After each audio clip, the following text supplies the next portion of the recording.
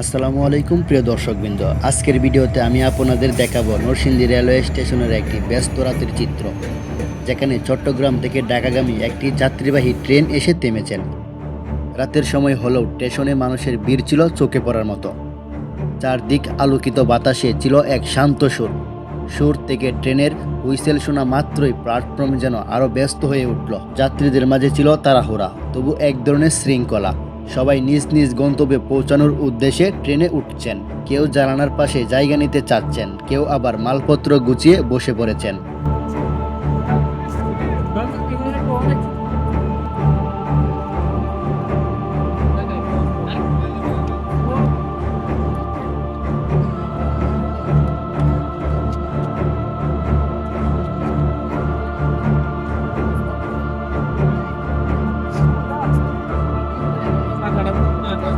এটা তো এটা তো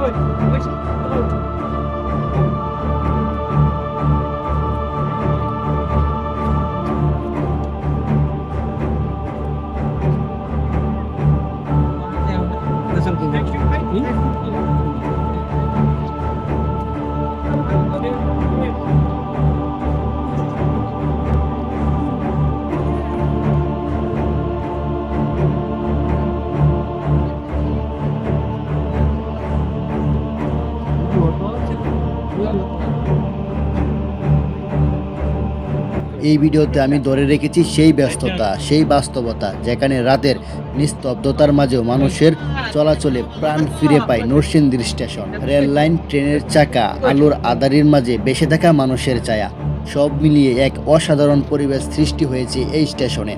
এই অভিজ্ঞতা আপনাদের সঙ্গে ভাগ করে নিতে পেরে আমি সত্যিই আনন্দিত।